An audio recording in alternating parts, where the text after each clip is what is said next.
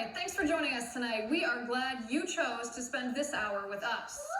According to investigative journalist Peter Schweizer in his books Extortion and Secret Empires, there is even more to Joe Biden's son, Hunter Biden's troubled history than the Ukraine scandal.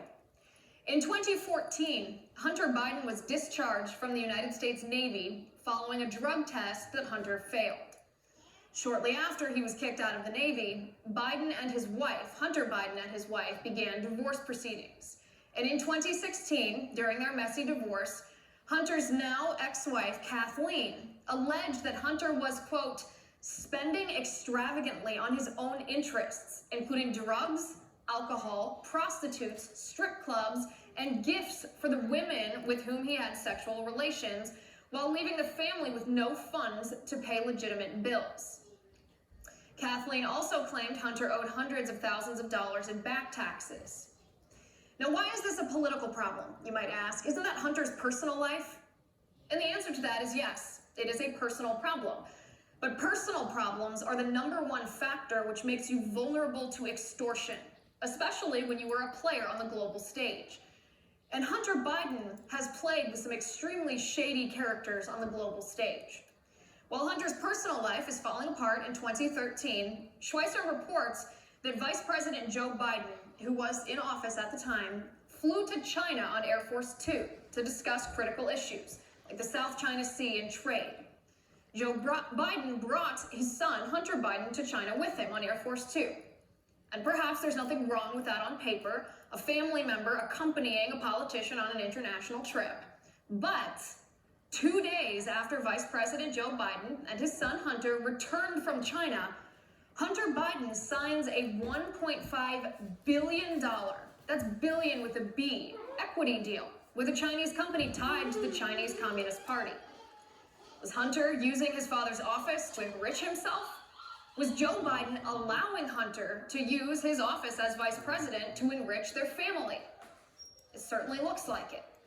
And then it gets worse. Following the $1.5 billion equity deal with the Chinese, suddenly Vice President Joe Biden's position on China issues softens. Was U.S. foreign policy impacted then by the vice president's son's private billion-dollar business deals with that foreign nation? It's hard to argue otherwise when you look at the facts. And that's why Hunter's problems become Joe Biden's political problems. The same thing happened in Ukraine. Hunter Biden, with no experience in the energy industry, gets a board directorship with a company called Burisma Holdings, with strong ties to a Ukrainian oligarch. Hunter is paid $50,000 a month for this position. Meanwhile, Joe Biden, as vice president, is President Obama's point man on Ukrainian relations. Coincidence? It's hard to believe that's a coincidence. Then the Ukrainian government begins to investigate Burisma Holdings, including Hunter Biden, for corruption. And Joe Biden subsequently threatens to withhold $1 billion in U.S. aid if the Ukrainian president doesn't fire the prosecutor who's investigating his son. Joe Biden admits this on video and even says President Obama was behind the threat or backs him on this threat. So the prosecutor in Ukraine is fired. Hunter Biden gets away clean. And now it's no longer speculation. Now we know the U.S. foreign policy was impacted by the fact that the vice president's son had business interests with the foreign nation. But that's not all. This is a story. This upcoming story is something the mainstream media will not talk about. A Chinese businessman named Patrick Ho was charged by the U.S. Department of Justice in 2017 for corruption. This included money laundering and bribery in Africa and helping evade sanctions on Iran and supplying weapons to Libya, Chad, and Qatar. And the first phone call Patrick Ho made after his arrest was to the Biden family. Hunter Biden eventually agreed to represent the Chinese businessman because Hunter Biden was in the middle of negotiating a $40 million investment deal with Ho's boss, another Chinese businessman named Yi Jinping. Yi is openly tied to the Communist Party in China, and his business states that it operates to serve the interests of the Chinese state's strategy. In other words, there can be no doubt that Hunter Biden not only used his father's position in government to enrich himself, and their family, but his actions, Hunter's actions, impacted Joe Biden's position on foreign policy. And Hunter's business dealings were not private dealings, but were closely tied to the governments of these foreign nations. With me now to discuss from the Washington Examiner, he's the social media director and a reporter, Will Ricardella. Will, good to see you.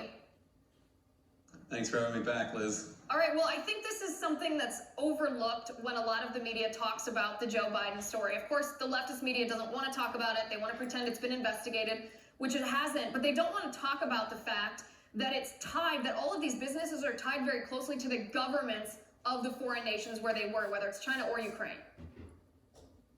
No, you make a really good point there. You know, when you investigate Donald Trump, you know, you're saving democracy. You know what I mean? It's an investigation. If you want to look into, you know, Joe Biden, if you want to look into Hillary Clinton, it's digging up dirt, right?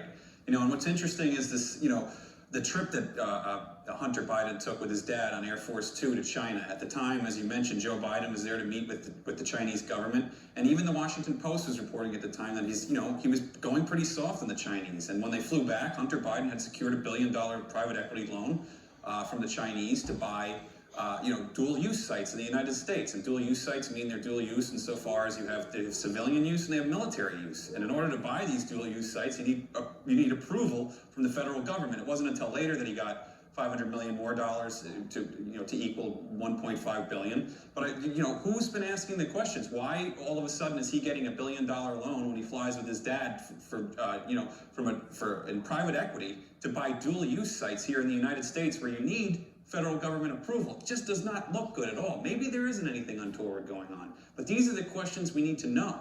Well, we certainly need to know them. I mean, it's almost ridiculous to suggest that the name Biden, whether it's Hunter Biden or Joe Biden, that the name Biden wouldn't carry some weight in getting the approval for the dual-use sites. I mean, imagine getting an application like that. It's the vice president's son. What are you going to say to them? No?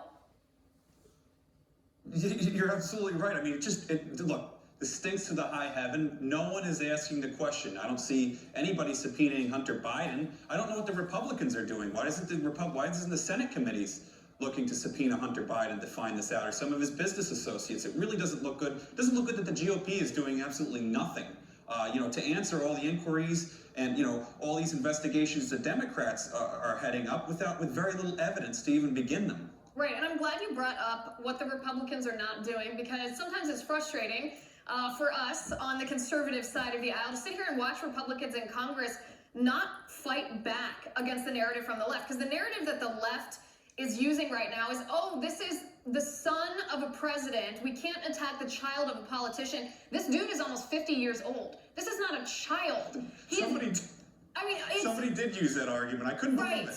No, I couldn't either. It's so ridiculous.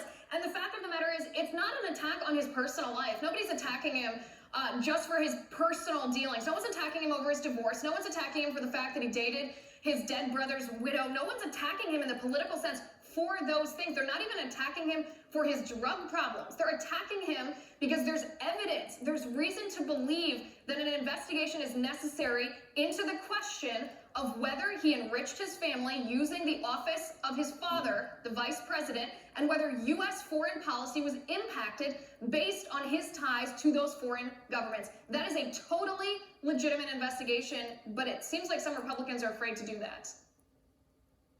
Yeah, and without a doubt. And to even go deeper, look, Joe Biden was the point man on two countries. It was China and Ukraine for the Obama administration. And what are the two countries where, Hunter has been accused of some sort of corruption? Ukraine and China.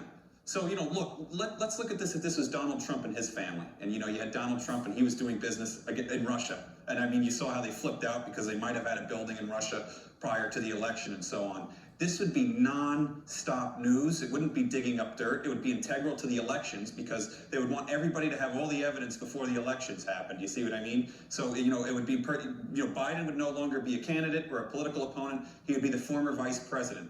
And Hunter Biden would no longer be, the president's child, quote unquote. He would be the son and businessman of a former vice president. And it would be worth it to look into. But the narrative mill isn't, the conservatives don't control the narrative mill, the left does. And what they do is they try to obfuscate away from Hunter Biden with all of this ICIG stuff, all this whistleblower stuff. That's starting to break down now. So we'll see what happens after all the whistleblower stuff starts to settle down and people start to see it for what it really is.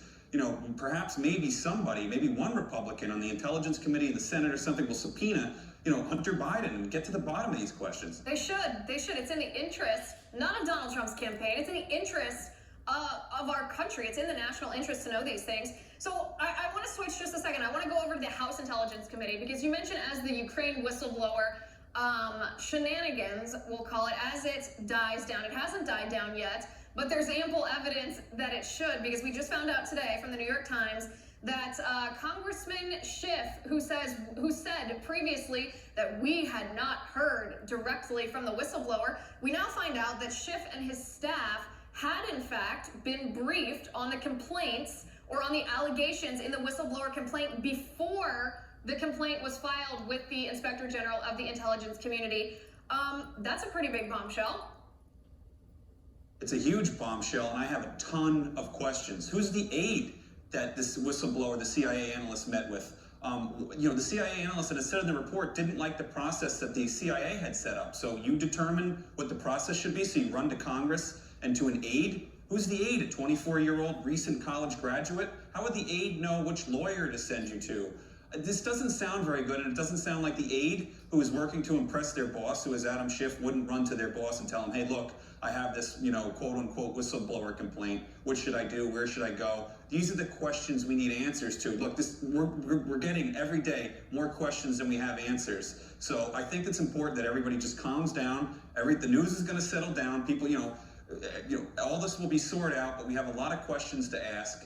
And, Adam Schiff is, again, on the hot seat. And I don't know why anyone trusted him to begin with. I'm still waiting for his evidence that he claims he has about the Russia investigation. I mean, the guy has zero credibility. Zero credibility. Here's my question. Here's my question about the whistleblower. Even putting Schiff aside for a second, if the whistleblower or a representative of the whistleblower, although we have no reason to believe that it is a representative because the House intelligence aide reportedly told the whistleblower to get legal counsel, which would insinuate that it was the whistleblower themselves, but we'll wait till the facts come out. If this whistleblower went to the House Intelligence Committee, why didn't they go to the Senate Intelligence Committee as well? Why just the one controlled by Adam Schiff, the Democrat? Right, but ultimately, if you had a problem with the CIA IG, at what point did Atkinson get involved? It was obviously filed. I don't know if Atkinson knew that he went to the House Intelligence Committee, but if he had such a problem with the CIA, whistleblower process, why didn't he just go to Atkinson after that? Why didn't he go to McGuire? There's a lot of questions I have here. It doesn't make sense to go run to the House Intel Committee. Obviously, a political opponent to Donald Trump, big time. You know what I mean? This isn't like, you're running across, first of all, it's cross-branch, too. I mean, we're supposed to have separate and distinct branches. What's the law on a CIA official or an executive branch official running to Congress with confidential information? I mean, he didn't go through the proper process. He used to bring that to an aide. What do we know about this aide who now has confidential information? We know that the whistleblower complaint leaked. It probably came out of, may have, I'm speculating here, but may have came out of Schiff's office. Maybe his aide leaked it. I have so many questions, I don't even know where to start. Yeah, and I have a question for Congressman Schiff. Why would you go on national television and say that we haven't talked to the whistleblower directly if your staff had talked to the whistleblower? Are you trying to mislead the American people? Are you playing rhetorical games because you want to keep your hands clean? Why, in the course of this investigation, would you deliberately misrepresent a really key part of this unless you were only operating with political bias? Which I think he's already proved a million times over that that's his main motivation here is political bias. And I'm talking about both Schiff and seemingly the whistleblower as well. Quite a day on Capitol Hill. Quite a day for this whistleblower. Will, I appreciate you being on the show. Thanks for being here. Coming up next, we will investigate why Attorney General Barr is focusing with special interest